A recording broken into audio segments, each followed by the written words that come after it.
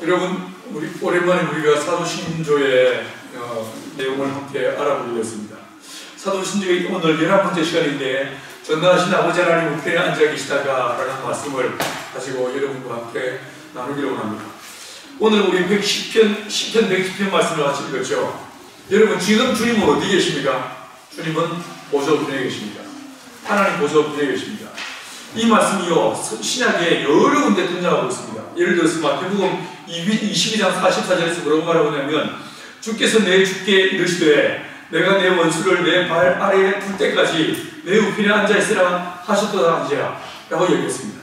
이 말씀은, 이 마태복음 22장의 이 말씀은 우리가 좀 전에 읽어본 대로 시편 110편 1절의 말씀을 그대로 인용한 말씀이라고 할 수 있습니다.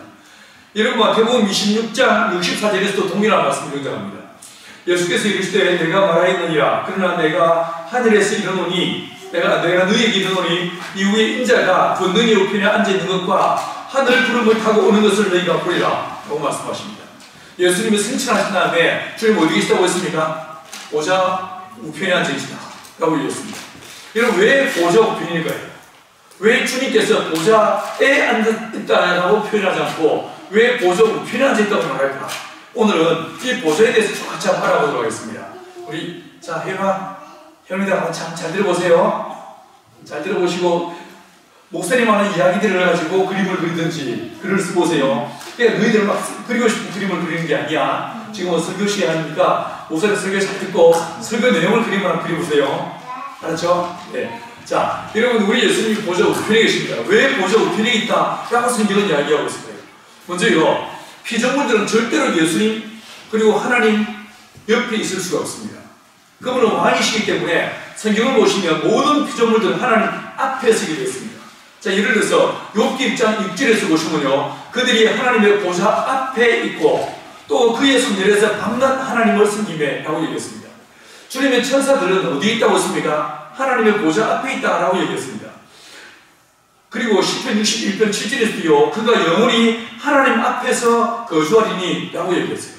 모든 천사들 그리고 모든 피조물들은 하나님 앞에, 그분은 왕이시기 때문에 그분 앞에 서게 될 것이다 라고 얘기했습니다. 그러면 이 보좌 우편이란 말은 이게 무슨 뜻일까? 여러분, 이 성경을 찾아보시면요, 이 오른쪽이라는 것은 굉장히 중요한 의미가 있습니다. 우리나라 사람들도 오른쪽을 귀하게 여기고 왼쪽을 좀 이렇게 천하게 여깁니다. 이건 세계 어느 나라를 막느라 거의 대부분 다 그렇습니다. 인도 지역에서나 특별히 손으로 밥을 먹는 사람들 있지 않습니까? 전 세계 사람들은 딱 셋으로 나눠지거든요. 손으로 밥을 먹는 사람들이 전 세계 한 40%가 됩니다. 포크를 써서 밥을 먹는 사람들이 약 30%가 돼요. 그 다음에 젓가락으로 밥을 먹는 사람이 30%가 됩니다. 옛날에는 30%의 포크를 쓰는 사람들이 손으로 밥을 먹는 사람을 전도하다가 지금은요, 젓가락으로 밥을 먹는 30%의 사람들이 손으로 밥을 먹는 사람들에게 복음을 전하는 이런 시대가 됐어요. 쉽게 이해가 되시죠? 자, 이 손으로 밥을 먹는 사람들은요, 절대로 이 사람들은 왼손으로 밥을 먹지 않습니다. 절대로, 절대로 왼손으로 쓰지 않습니다. 제가 작년에도 네팔 갔을 때 밥을 먹을 때 사람들이요, 다들 숟가락이나 젓가락이나 포크 없이 손으로 밥을 먹는데 손을 딱 이렇게 합니다. 이렇게 해가지고 이 손으로 이렇게 긁어 먹은 다음에 딱 잡아가지고 이 손으로 이렇게 해서 싹 집어넣어요. 이렇게 올려서 입 안으로 음식을 넣어 먹습니다. 오른손으로 먹지 왼손으로 절대로 왼손으로 밥을 먹지 않습니다. 왼손은 언제 어디에 쓰는 것일까요? 화장실에 가서. 종이 없기 때문에 물 한 그릇 떠가지고 이 똥꼬를 씻을 때 쓰는 게 왼손이에요. 그래서 우리 요한이가 똥꼬를 좋아해요. 이 왼손으로는 절대로 밥을 먹지 않습니다. 당연히 악수할 때 어떻게 하겠습니까? 왼손으로 악수하지 않죠. 오른손으로 악수합니다. 이건요, 중동 지역에서도 마찬가지입니다. 중동 지역도 사람들이 다들 이제 비데를 쓰는데, 비데를 중동 지역에는 참 저도 필요한 게 뭐냐면, 다른 나라와 달리, 다른 지역과 달리 다들 비데가 이게 수정구 이렇게 수동식 이렇게 비데가 달려 있어요. 아주 그게 참 편하고 좋아요. 이걸 다 뭐로 쓰냐면요, 왼손으로 이렇게 이 똥구를 닦게 되어 있습니다. 그래서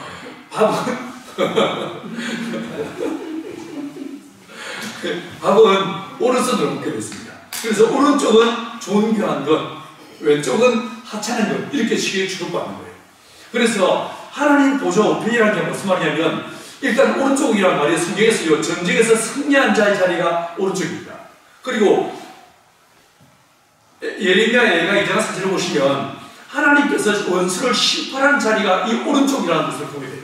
그리고 의인을 구원하시는 분이 앉아 계신 것도 이게 오른쪽이십니다. 그래서 예수님께서 승천하신 다음에 하나님의 보좌 우편에 앉으셨다, 이 말은요, 누군가를 굉장히 높일 때 이 오른쪽을 쓰고 있는 거예요. 자, 여러분 기억나십니까? 바세바의 아들이 누구였습니까? 솔로몬이었어요. 이 솔로몬이 왕이 되고 난 다음에 어느 날 바세바가 왕 앞에 왔습니다. 왕 앞에 왔을 때 이 솔로몬 왕이 어떻게 합니까? 자기 오른편에, 이 솔로몬 왕이 자기 왕자에 앉아있고 자기 오른편에 그 어머니를 앉혔다라고 그랬어요. 이게 뭐겠습니까? 어머니를 높이는 거죠. 존귀 여기는 거예요. 그래서 이 오른쪽 보좌 우편이라는 것은 굉장히 존귀한 자리, 위험 있는 자리, 이게 상대방을 높일 때 쓰는 자리가 오른쪽인 것을 보게 됩니다. 그래서 빌립보서 2장 9절 이해해서 보시면요, 모든 이름 위에 뛰어난 이름을 주셔서 모든 이름을 예수 이름에 꿇게 하신다라고 읽었습니다. 여러분, 십자가의 고난의 대측점에서 하나님의 권능과 하나님의 영광을 회복하시면서 하나님으로서 통치하신다. 우리 예수님께서 십자가에 달리셔서 우리의 죄를 담당하시고 모든 사망의 결박을 대신 풀을 떠오신 그분이 이제는 승천하셔서 모든 이름 위에 뛰어난 이름을 가지시고 하나님의 보좌에 앉으신 다음에 하나님으로서 만물을 통치한다 라고 하는 이 말을 어떻게 표현하고 있냐면, 그분이 보좌 우편에 앉아있다 라는 말로 표현하고 있는 것입니다. 근데요, 이게 우리가 계시록을 우리 지난번에 묵상했지만 계시록에서 보시면 이 보좌의 의미가 좀 남다릅니다. 우리는 보좌 우편하면 하나님의 보좌 가운데 앉아계시고 예수님의 보좌 오른쪽에 앉아있는 이런 느낌을 받지 않습니까? 근데 한번 찾아보시겠습니까? 계시록 22장을 가보십시오. 계시록 22장 1절과 3절 말씀을 같이 한번 읽어보십시다. 자, 우리 친구들 다 펴보세요. 요한계시록 22장 1절 그리고 3절 같이 한번 펴보십시다. 자, 같이 한번 읽어보십니다. 1절과 3절 시작. 또 그가 수정같이 밝은 생명수의 강을 내게 보이니 하나님과 및 어린 양의 보좌로부터 나와서 다시 저주가 없으며 하나님과 그 어린 양의 보좌가 그 가운데 있으니 그의 종들이 그를 섬기며, 자, 여기서요, 이 보좌라는 단어가 나오지 않습니까? 나오죠? 하나님과 그 및 어린 양의 보좌라고 되어 있어요. 이리 보면요, 이 보좌라는 단어가 복수가 나와야 될 것 같지 않습니까? 하나님의 보좌가 있고 어린 양의 보좌가 있어서 두 개로 보이지 않습니까? 근데요, 이 헬라어 원문본에서 보시면 여기서 이 보좌라는 단어가 단수로 되어 있습니다. 보좌가 단수로 되어 있어요. 하나님과 어린 양의 보좌라고 해서 그 보좌가 단수로 되어 있습니다. 그리고 더 재밌는 건요, 22장 사진 한번 보시겠습니까? 제가 읽어볼게요. 그의 얼굴을 볼 터이요 그의 이름도 그들의 이마에 있으리라 라고 했어요. 자, 여기서 보시면 그의 얼굴, 그의 이름, 그들의 이마라고 했는데 이 그의 얼굴, 이게요 단수로 되어 있습니다. 단수로 되어 있고 그의 이름도 이것도 단수로 되어 있어요. 이게 무슨 말이냐? 우리가 볼 때는 하나님의 거룩한 보좌가 가운데 있고 그 다음에 예수님의 보좌가 옆에, 오른쪽에 옆에 있어서 하나님과 예수님 뭔가 차이가 있는 것처럼 보여지지만 마지막 이 종말의 마지막 이 완성의 시대에 보여지는 새 예루살렘에서의 보좌는 어떤가? 하나님의 보좌와 어린 양의 보좌가 같다는 거예요. 하나라는 거예요. 성부와 성자와 성령이 곧 뭐합니까? 하나라십니다. 일체시라는 거예요. 그래서 하나님은 이 성부와 성자와 성령 그분이 다른 위, 삼위시지만 일체라고 하는 우리가 다 이해할 수 없는 매우 신기한 이런 모습으로 주님은 존재하신다는 것입니다. 예수님은 어디 계십니까? 하나님 보좌 우편에. 근데 그분은 누구십니까? 하나님이시다. 그래서 그분은 비록 인간의 모습으로 이 땅에 오셨고 그분은 사람의 손에, 피조물의 손에 채찍에 맞으시고 두 손에 못 박히시고 온몸에 물과 피를 다 흘리시는 고통과 고난을 겪으셨지만 우리 예수님께서는 이제 지금은 어떤 모습이라고요? 다시 승귀하셔서 그 존귀함과 거룩함 가운데 앉으셔서 온 만물을 통치하고 다스리시는 분이 우리 주님이시다. 여러분, 지금 우한 코로나 바이러스가 전 세계를 이렇게 두려움에 끌게 만들고 있지만 이 세계를 지배하고 통치하시는 분이 누구시라고요? 하나님이십니다. 하나님이십니다. 여러분, 지금도 전쟁의 선문과 자매가 기도한 대로 이 온 세계의 기후온난화로 인해서 여러 많은 재앙의 소리가 가득 차 있지만 이 지구를 다스리시고 통치하신 분이 누구시라고요? 하나님이십니다. 내 인생의 주인, 내 삶의 주인, 이 공동체의 주인이 누구신가? 보좌에 앉으신 우리 하나님, 예수님, 그분이 바로 이 만물을 통치하고 우리 공동체를 다스리시고 우리를 추월하고 있다 라고 이야기하고 계신 거예요. 자, 그러면 그분은 이 보좌에 앉으셔서 어떤 일을 하실까? 자, 1절을 다시 한번 읽어보십시오. 오늘 본문 10편 110편 1절입니다. 자, 같이 한번 읽어보십니다. 시작. 여호와께서 내 주에게 말씀하시기를 내가 내 원수들로 내 발판이 되게 할까지 너는 내 오른쪽에 앉아있으라 하시더라. 자, 여러분 이 본문에서 보시면 여호와께서, 이건 이제 하나님이시죠. 내 주께 누구시겠습니까? 예수님이죠. 우리 예수님이 말씀하시기를 내가 내 원수들로 내 발판이 되게 할까지 너는 내 오른편에 앉으시라 라고 말씀하십니다. 여러분 지금 주님은 어디고 계시다고요? 보좌에 앉아 계시다는 거예요. 앉아 계시는데 이 1절 말씀을 잘 보시면 예수님은 보좌에 앉아 계시고 원수들을 예수님의 발판으로 만드는 그 일을 누가 한다라고 이해가 되십니까? 다시 한번 잘 보세요. 여호와께서 내 주께, 이 예수님이라고 했어요. 말씀하시기를 내가 내 원수들로, 자, 앞에 있는 내가 누굽니까? 네. 하나님이죠. 내 원수, 예수 내가 누굽니까? 예수님이죠. 내 발판이 되게 할까지 너는 내 오른쪽에 앉으시라고 했어요. 자, 그럼 예수님 어디 계십니까? 보좌에 앉아 계신 거예요. 누가 싸우시다고 말합니까? 하나님 싸운단 말이죠. 맞죠, 그죠? 이게 예수님은 보좌에 앉아 계시고 하나님께서 이 하나님의 아들 예수님을 죽인 자들, 그리고 그 하나님의 사랑을 이해하지 못하는 수많은 자들과 주님은 거룩한 영적 전쟁을 벌이고 있다라고 이해가 되는 거예요. 근데 5절 이하를 한번 보시겠습니까? 5절 이하. 자, 5절을 한번 한번 읽어보시겠습니까? 시작. 주의 오른쪽에 계신 주께서 그의 노하시는 날에 왕들을 쳐서 깨뜨리실 것이라. 문 나라를 심판하여 시체로 가득하게 하시고 여러 나라의 머리를 쳐서 깨뜨리시며. 누가 싸웁니까? 예수님이 싸우시죠. 이게 뭡니까요? 이게 좀 재밌죠, 그죠? 이게 1절에서는 예수님은 보좌에 앉아 계시고 하나님이 싸우는 모습인데 실제로 5절에 가서는요, 우리 예수님께서 싸움을 싸우고 있는 이 모습을 우리가 보여주고 있습니다. 근데 이게 요 하나님의 전쟁, 이 하나님의 싸움이 한번 나오는 데가 있습니다. 자, 요한계시록 19장을 한번 보시겠습니다. 19장 11절부터 펴보십시오. 계시록 19장입니다.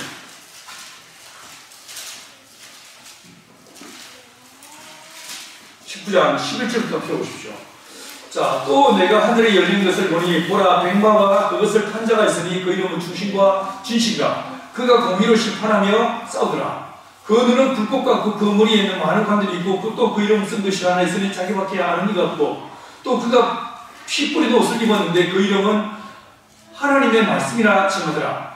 하늘에 있는 군대들이 희고 깨끗한 심화포 옷을 입고 백마를 타고 그를 따르더라. 그의 입에서 예련금이 나오니 그것으로 만국을 치겠고 친히 그것들을 철저로 다스리며 또 친히 하나님의 곧 전능하신 이의 맹렬한 진노와 의 포도주를 받겠고. 그 다음 보십시오. 16절 같이 읽어보십시오. 시작. 무엇과 그 땅에 이름을 쓴 것이 있으니 만화의 왕이요 만주의 주라 하였더라. 누구십니까?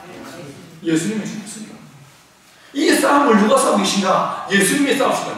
근데 예수님이 홀로 싸우신다는 것이 아니고 이게 말이 아주 재밌지만 아주 신기하지만 누가 싸우십니까? 하나님이 싸우시고 예수님이 싸우신다. 하나님이 싸우시고 예수님이 싸우신다. 여러분, 그러면 여기서 먼저 원수가 누구인지 한번 살펴봅시다. 누가 원수입니까? 누가 원수겠습니까? 마태복음 13장 48절에서 주님께서 가라지 비유를 드시면서 뭐라고 하시냐면요, 가라지를 뿌린 원수는 마귀요, 추수 때는 세상 끝이요 추수꾼은 천사들이니 라고 이야기하셨어요. 주님의 싸움의 대상은 누구라고 해요? 마귀라는 거예요. 원수는 하나님의 그 영광을 무너뜨리고 하나님의 사랑의 그 법을 무너뜨리고 이 세상에 세우러 오신 하나님의 영적 질서를 무너뜨리는 이 마귀가 하나님의 전쟁의 대상입니다. 이해하시겠습니까?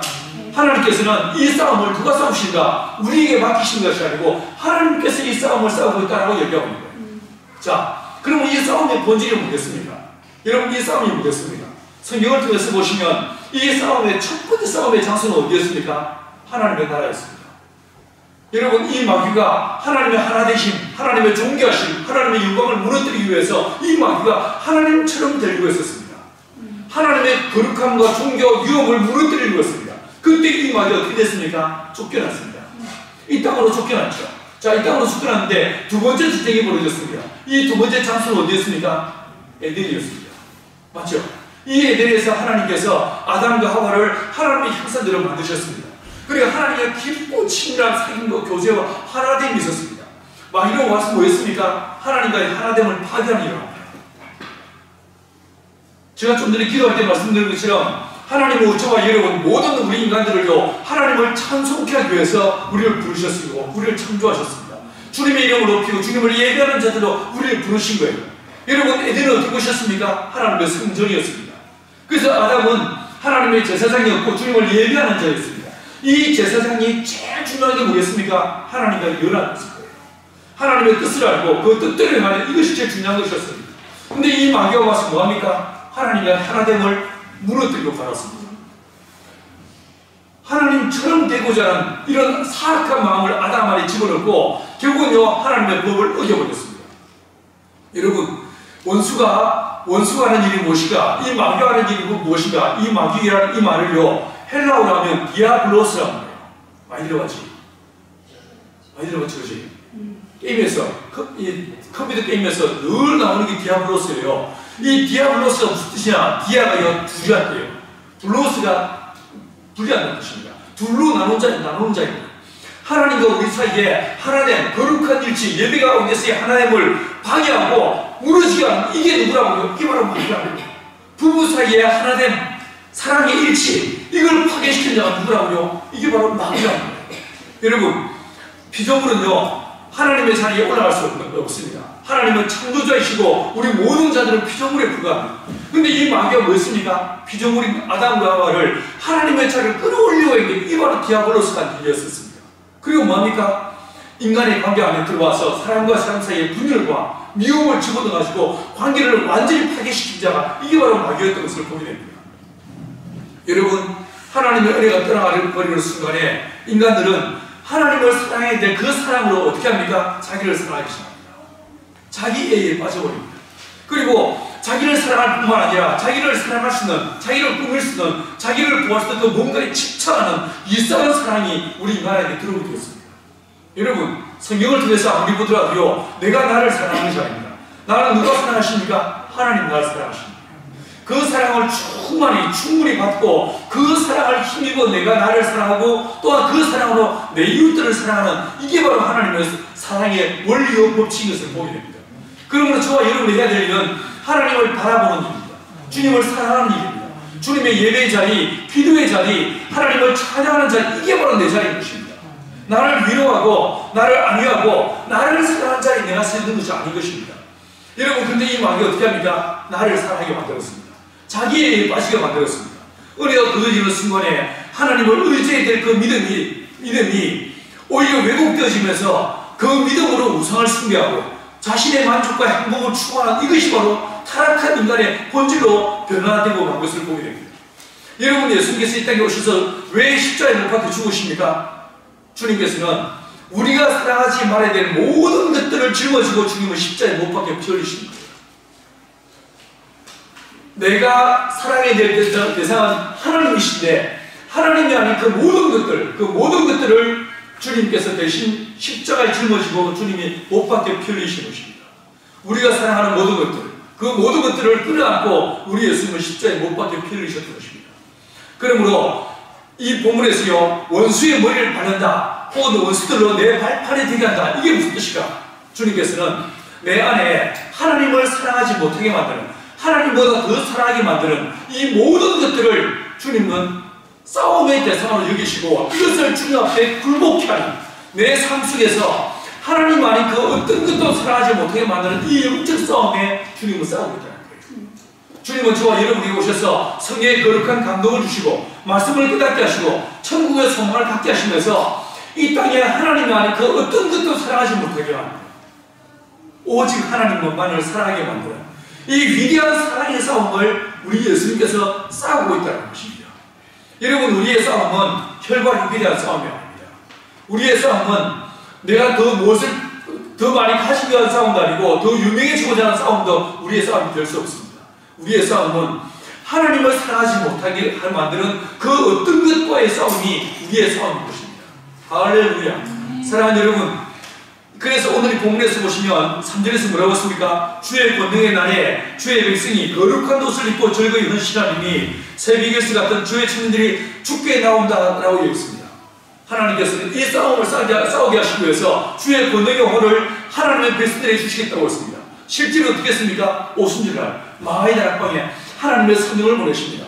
오직 성령이 너희에게 임하시면 너희가 권능을 받고 오라고 얘기했습니다. 이 권능의 능력이 무엇이겠습니까? 이 권능의 본질이 뭐겠습니까? 하나님보다 더 사랑하는 하나님보다 더 사랑하는 그 모든 것들을 굴복시켜버리는 그 힘, 그 사랑의 힘, 그 기도의 힘, 그 소망의 힘이 하나님께서 우리에게 주어지는 것입니다.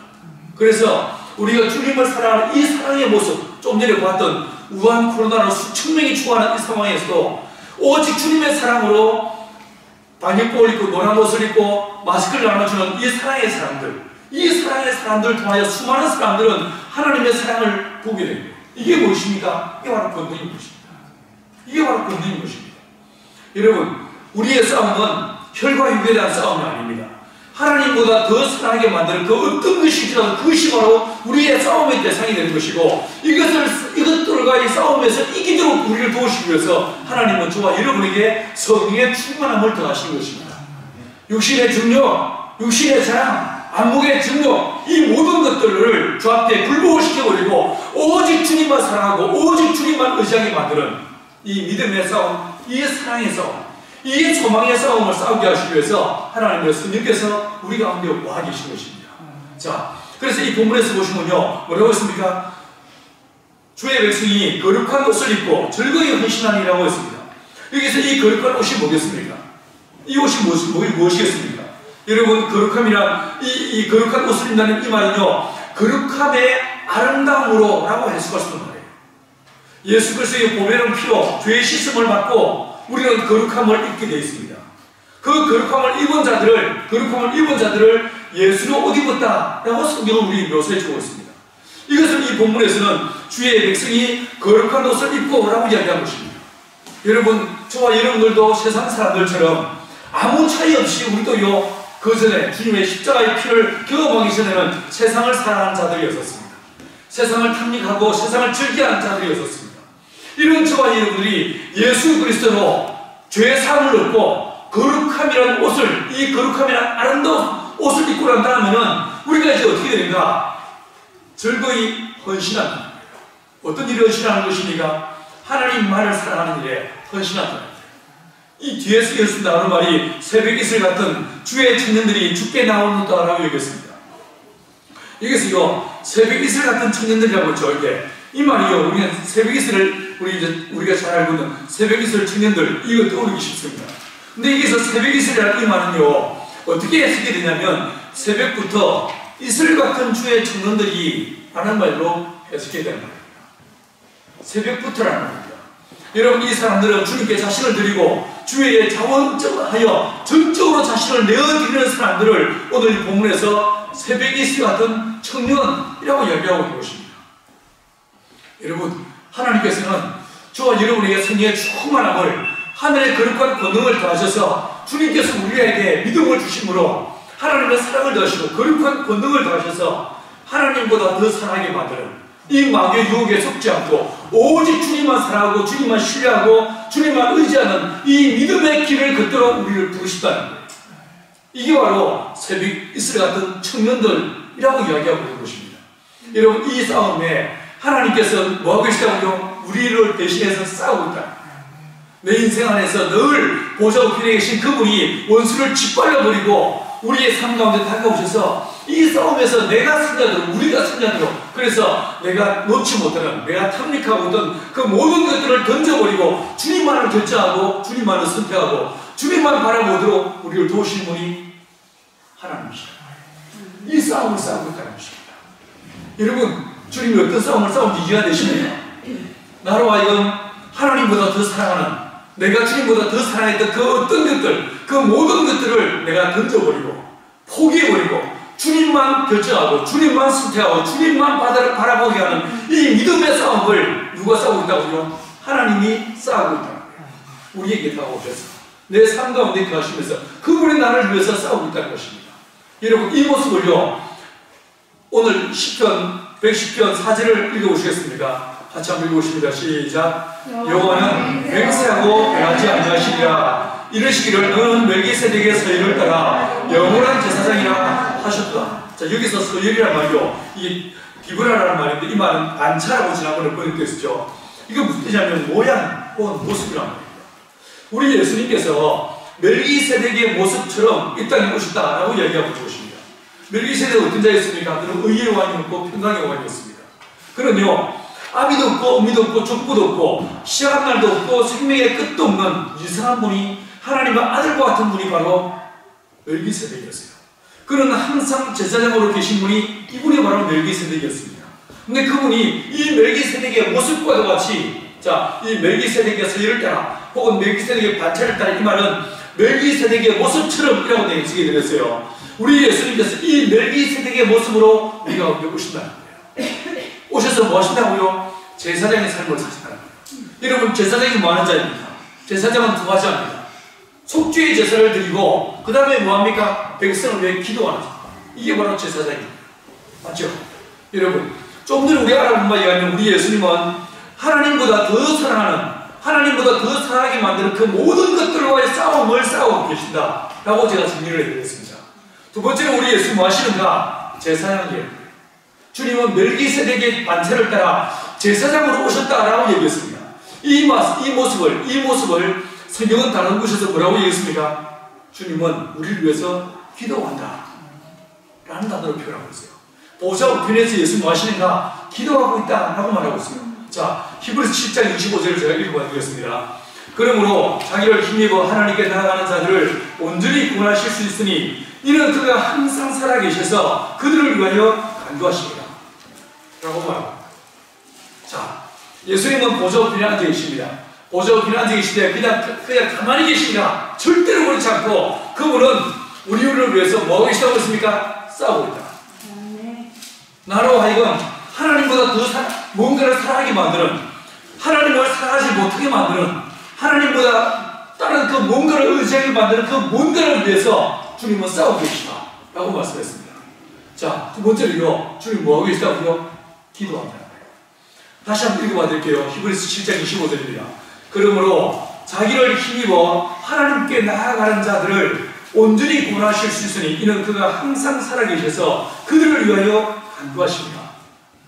여러분, 예수님은 누구를 위해 기도하시는가? 자기를 힘입어 하나님께 나아가려고 하는 자들, 하나님을 의지하려고 하는 자들, 주님을 사랑하려고 하는 자들, 하나님 뜻대로 살려고 하는 자들, 주님을 예배하려고 하는 자들, 주님의 영광을 위해 살려고 발버둥 치는 자들을 위해서 예수님이 뭐 하시다고요? 기도하시다는 거예요. 이번 이 한 주간도 이 코로나 바이러스의 이 수많은 소리와 소문과 두려움 속에서도 저와 여러분이 나는 이 상황에서 하나님만 예배하리라, 이 상황에서 나는 주님만을 의지하리라, 이 거룩한 믿음의 결단으로 나가는 저와 여러분에게 간절히 축원합니다. 그런 한국교회가 되기를 간절히 소망합니다. 이와 같이 우리가 자기를 힘입어 예수님을 힘입어 하나님께 나아가려고 하는 자들을 예수님께서 뭐 한다고요? 위해서 기도하신다. 위해서 기도하신다는 것입니다. 여러분, 좀 전에 이 영상을 보는 순간에 정말 뭉클하도록 감동이 오지 않습니까? 그러지 않습니까? 우리가 중국교회를 우습게 얘기할 때가 있습니다. 중국교회가 믿음이 약하고 뭔가 부족하고 신학도 부족하고 이렇게 생각하기 쉽습니다. 근데 지금 이 영상만 보더라도 오히려 더 훨씬 우리보다 성숙한 모습으로 두려워 떨지 않고 오히려 두려움을 이기면서 하나님의 사랑으로 이 싸움을 싸우고 있는 이 사람들의 모습이 보이지 않습니까? 여러분, 이 사람들 뒤에 누가 계시다고요? 하나님이 계시다. 하나님이 이들과 함께 대신 싸우고 계시고 예수님께서 이들과 함께 계시면서 그들을 위해 중보하시고 도구하고 있다 라고 이해될 것입니다. 여러분, 예수님께서는 보좌 우편에 계십니다. 거기서 뭐 하시는가? 우리를 위해 대신 싸우십니다. 그리고 주님은 우리를 위해 기도하고 계십니다. 여러분, 로마서 8장 35절 이하에서 보시면 이렇게 말하고 있습니다. 누가 우리를 그리스도의 사랑에서 끊으리요? 환난이나 공고나 박해나 기근이나 저신이나 위험이나 칼이라. 기록된 바 우리가 종일 주를 위하여 죽임을 당하게 되며 도살할 양과 같이 여김을 받았나이다 한 것 같으니라. 그러나 이 모든 일에 우리를 사랑하시는 이로 말미암아 우리가 넉넉히 이기느니라. 할렐루야. 여러분, 우리의 삶 속에서 하나님을 의지하지 못하게, 주님을 사랑하지 못하게 만드는 여러 많은 방해들이 있을 수 있다는 거예요. 예를 들어서 환란이 올 수 있습니다. 공고나 박해가 올 수도 있습니다. 기근이나 적신이나 위험이나 칼이 올 수도 있습니다. 지금은 이 위험이 온 이 땅을 소름 돋게 만들고 두려움에 사로잡히게 만들고 있는 것 같습니다. 그러나 이 모든 것, 그 어떤 것들도 하나님의 그 사랑에서 우리를 끊어놓을 수 없다라고 말하고 있습니다. 할렐루야. 여러분, 주님은 이 싸움을 지금도 싸우고 계십니다. 우리가 거룩함의 자리에 나가도록, 우리가 믿음의 자리에 설 수 있도록, 우리가 주님의 거룩한 사랑으로 힘입어서 주님만 사랑하는 자들로, 사랑으로 싸워 승리하는 사람들로 살아내도록 우리를 도우시고 또 우리를 이끄시는 분이 우리 주 예수님이십니다. 여러분, 10편 110편 7절에서 보시면요, 길가에 시냇물을 마심으로 그의 머리를 드시리로다라고 연되어 있습니다. 어느 날 삼손이 나귀의 새 택배로 블레셋 사람 1000명을 때려 죽였습니다. 기억나십니까? 그 1000명을 때려 죽고 난 다음에 너무 기진맥진했습니다. 그가 목말라 죽게 되었습니다. 그때 주님께서 어떻게 하십니까? 샘을 터져서 물을 마셔서 힘을 얻게 했습니다. 그 샘을 뭐라고 했습니까? 엠하고레라고 했어요. 여러분, 마치 이 삼손이 1000명의 사람들을 때려 죽인 다음에 지치고 피곤한 가운데 물을 마심으로 새 힘을 얻었던 것처럼 우리 예수님께서 우리를 위해 싸우신 이 싸움에 지치지 않으시고 물을 마심으로 그의 머리를 드시로다. 주님은 끝까지 싸우신다. 내가 비록 죄에 또 넘어지고 습관적인 죄에 또 넘어지고 또 자빠질지라도 주님은 절대로 지치지 않으시고 주님은 낙심하지 않으시고 우리를 위해서 싸우신다는 거예요. 우리가 또 실수하고 또 죄를 짓고 또 게으름과 낙함으로 넘어지고 또 우리가 숨어버릴지라도 절대로 주님은 낙심하지 않으시고 주님은 시냇물을 마시고 다시 일어나셔서 우리가 믿음의 자리에 서도록, 우리가 믿음으로 나아가도록, 하나님만 붙잡고 하나님만 의지하고 주님만 사랑하도록 우리를 도우시고 이 사랑 가운데 이길 수 있도록 주님께서 우리를 도우시고 대신 싸우시고 위에서 기도하신 일에 지치지 않으시고 우리와 함께 하신다. 이 일은 언제까지요? 세상 끝날까지. 할렐루야. 여러분, 우리를 위해 지치지 않으시는 분이 우리 주님이십니다. 그러므로 비록 여러분이 습관적인 죄 때문에 또 실수 때문에 넘어지고 자빠져서 내가 이런 사람이야 라고 하는 절망과 자괴감에 빠져가지고 기도를 잃어버리고 여러분 동굴 속으로 숨어 계신 분이 계십니까? 여러분, 주님은 우리와의 싸움에서, 우리를 위한 싸움에서 주님은 지치지 않으시고 주님은 다시 일어나셔서 우리를 위해서 대신 싸우시는 분이 우리 예수님이십니다. 나를 위해서 중보하시고 기도하기를 멈추지 않으시고 나로 하여금 주님을 의지하지 못하게 만드는, 나로 하여금 하나님을 사랑하지 못하게 만드는 그 원수와 싸우기는데 지치지 않으시고 이겨 또 이기시기까지 지금은 싸움을 멈추지 않으신다고 말씀하십니다. 여러분, 이 싸움을 대신 싸우시는 이 하나님을 바라보시고 우리 주님을 의지하셔서 여러분의 낙심한 자리, 지친 자리, 그 절망한 자리에서 다시 일어나 주님을 바라보고 주님의 거룩한 이름의 영광을 위해 다시 새벽에 있을 것 같이 새벽부터 기도의 자리, 거룩의 자리로 나아가기를 힘쓰는 저와 여러분 되시기를 간절히 축원합니다.